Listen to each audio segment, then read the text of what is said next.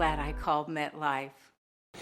Nearly 6 weeks after terrorist explosions shut down operations, passengers began passing through the departure terminal at the Brussels airport today.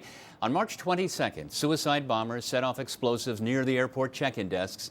16 people were killed. Another 20 were killed in a separate attack in an underground Brussels metro station. ISIS boasted that the carnage was its work. The airport had reopened on a limited basis earlier in April, and it can now serve about 80% of the passengers it accommodated before the attacks. Operations should be fully back to normal in mid-June. A CSX freight train derailed in downtown Washington, D.C. this morning. Among the 14 cars that left the tracks were several tank cars, and there were leaks in at least 3 of them, including one carrying what's called sodium hydroxide. That's a hazardous material. All the leaks were sealed. Nobody was hurt. It's going to take a bit of time, though, before the mess is fully cleaned up. Now, America's trains transport hazardous and toxic chemicals simply because those chemicals are important for America's industry. We expect the railroads to maintain their rolling stock and their rail infrastructure so that such materials can pass through towns and large urban areas safely, and they have a pretty good track record of doing that. But still, accidents happen, and sometimes with dramatic consequences. Every day, trains pass through Chicagoland carrying flammable and hazardous materials. You may have heard the term bomb trains, a string of tanker cars filled with Bakken crude, a particularly volatile form of crude oil that's pumped out of the ground in North Dakota. One of these trains derailed and burned near Galena last year. These trains also pass through Chicago. Let's talk with Ed Greenberg. He's with the Association of American Railroads, which represents the railroads of North America. We have him on the phone. Ed, I guess you don't like that term, bomb train. Well, first and foremost, Bill, thanks for the opportunity to talk about it because it is something important that we do discuss. As you mentioned, we're very important to moving the economy, but we do take the priority of doing it safely as the most important part of our role for this country. Well, you know, when you come down to what it is all about, these are regular freight trains moving what you and others use in your personal and business activities every day. From computers and bread and lumber to autos and industrial products. But these are things that American businesses are making for American consumers who are wanting these consumer goods and industrial products. So it's something that we take seriously. But these are regular freight trains. They're moving what we're expected to move as a transportation provider, and we're working very hard to make sure we're doing it safely. Yeah, well, that term, bomb trains, it engenders a lot of fear. And I know I've heard people in law enforcement here in Chicago talk about their fear with these trains passing through their towns. What would you say to them? Well, I think we have to recognize that first responders are vital to working with our industry as we proceed in addressing these issues. You know, thousands of trains move across the country every day, and more than 99.99% of them arrive safely.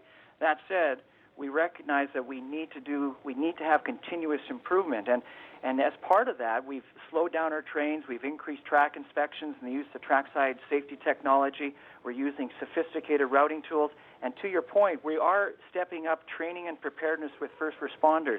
We're training thousands of them in their local fire halls, as well as taking them to our training center in Pueblo, Colorado, where there's a special crude by rail training course that makes sure that they're working with us and that we're in step with them if the event ever does take place. How about the integrity of the tank cars? I understand that the industry is replacing the older models with new ones for their fleet. How fast is that happening? Well, you know, I guess the thing about tank cars, Bill, is that the freight railroads don't actually own the tank cars. They are shipper supplied. These are tank cars that the shippers have provide to the railroad, and under law, if the tank cars meet federal standards, the railroad must move them. So it's a complex issue. But what I do want to tell you, and what's important here, is that the industry has been at the forefront at expressing concern about tank cars and where they were at prior to a new rule came into effect last May. And the freight railroads share the public's deep concern regarding the safe movement of crude by rail in tank cars. We were part of the effort to pressure the federal government to come up with the new standards and the tougher tank cars, because it was our position that every tank car carrying crude oil needed to be upgraded or replaced. The rule came in. That is now taking place, as I understand it, through the manufacturers who are working with the shipping industry. That the new, I guess, robust tank cars are being either replaced or being retrofitted so that they are stronger and more crash resistant, as the tank car experts would say. That's Ed Greenberg. He's with the AAR, the Association of American Railroads. Ed, thank you so much. Thank you, Bill. Take care. The climate data says our temperatures should be running around the mid-60s, but we're far from that today. Temperatures staying in the upper 40s through the afternoon hours.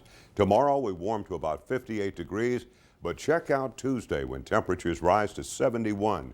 On Wednesday, there could be some pre-dawn rain showers.